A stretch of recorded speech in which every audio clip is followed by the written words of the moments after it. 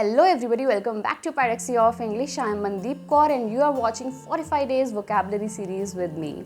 We are in the day 12 of our vocabulary series, and if any of you have missed the previous videos or the words that we have covered till now, no need to worry, you can go to the description section below. I have linked all the previous videos over there.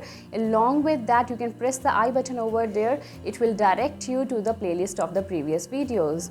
So let us now move towards today's word. So the word for today is repercussion. Repercussion. Yes, repercussion.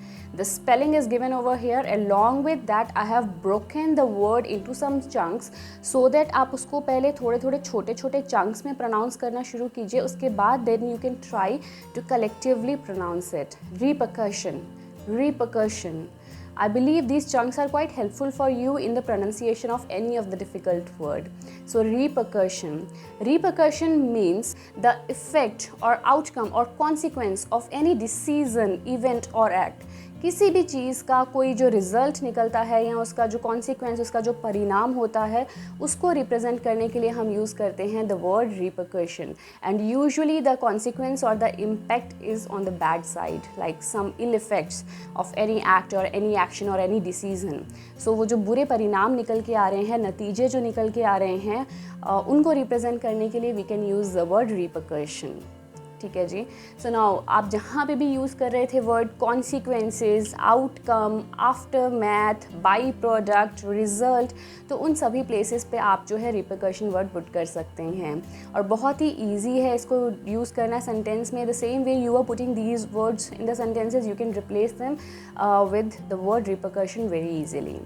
So let us now move towards the examples to see how we can use or how we can put this word in sentences, efficient use of this word in the sentences. So guys, the first example is 2 months of industrial shutdown is going to have serious economic repercussions. मतलब कि 2 महीने के लिए जो सारा उद्योग जो है बंद है, सारी इंडस्ट्रीज जो हैं बंद है, शटडाउन है, इसका बहुत बुरा परिणाम हमारी इकोनॉमिक स्टेबिलिटी पे, हमारी अर्थव्यवस्था पे हमें देखने को मिल सकता है. तो मतलब अर्थव्यवस्था पे परिणाम आ रहा है, कॉन्सिक्वेंस आ रहा है, इफेक्ट हो रहा है इकोनॉमिक शटडाउन का, और that too in the negative way. Ill effect आ रहा है, बैड इम्पैक्ट पड़ रहा है. तो यहाँ पे उस चीज़ को रिप्रेजेंट करने के लिए हमने यूज़ किया है word repercussion. So the second example is invasion of multinational companies into the local market is likely to have repercussions for the small businesses. मतलब कि जो बहुराष्ट्रीय कंपनियां हैं, बाहर की जो फॉरेन कंपनियां हैं, बड़ी बड़ी ब्रांड्स हैं, उनका हमारे लोकल मार्केट में इन्वेजन यानी कि घुसपैठ जो है, उसका बहुत बुरा परिणाम हमें देखने को मिल सकता है छोटे उद्योगों पे. जो लोकल उद्योग हैं, छोटे उद्योग हैं, उन पे डेफिनेटली इन बड़ी ब्रांड्स का, इन बड़े जो फॉरेन कंपनीज़ हैं, मल्टीनेशनल कंपनीज़ हैं, का एस्टैब्लिशमेंट देश में होना, लोकल मार्केट में होना, छोटे उद्योगों को ख़त्म कर सकता है या छोटे उद्योगों पे बहुत बुरा परिणाम जो है, प्रभाव जो है डाल सकता है. सो यहाँ पे भी एक नेगेटिव इम्पैक्ट पड़ रहा है स्मॉल बिजनेसेस पे. तो उसको रिप्रेजेंट करने के लिए हमने जो है रिपरकशन वर्ड यूज़ किया है. So the third example is pushing infants to acquire reading skills before they are ready could have repercussion. मतलब कि बहुत छोटे छोटे बच्चों को अगर हम रीडिंग स्किल डेवलप करने के लिए पुश करते हैं, धकेलते हैं, फोर्स करते हैं, तो इसके बहुत बुरे परिणाम हमें देखने को मिल सकते हैं उनके ऊपर. लाइक हो सकता है कि वो रिबेलियस हो जाएं, हो सकता है कि वो डिसइंटरेस्टेड हो जाएं, या वो बिल्कुल भी आगे चल के इंटरेस्ट ना लें पढ़ाई में, क्योंकि उनको फोर्सफुली ये चीज़ करने को दी गई थी when they were not even ready for that.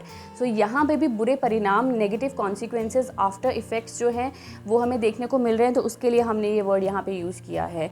So guys, जो तीनों एग्जाम्पल्स मैंने लिए हैं वो तीनों की तीनों एग्जाम्पल्स आपके राइटिंग और स्पीकिंग टॉपिक से ही रिलेटेड हैं, और तीनों अलग अलग फील्ड के जो एग्जाम्पल्स हैं मैंने लिए हैं. तो आपको क्लियर हो गया होगा कि ये वर्ड हम किस किस सिचुएशन में किस तरह के सेंटेंसेस फॉर्म करने के लिए यूज़ कर सकते हैं.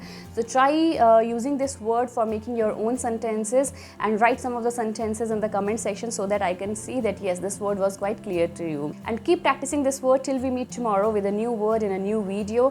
And if you are new on this channel, don't forget to subscribe the channel and also hit the bell icon so that you don't miss the future content.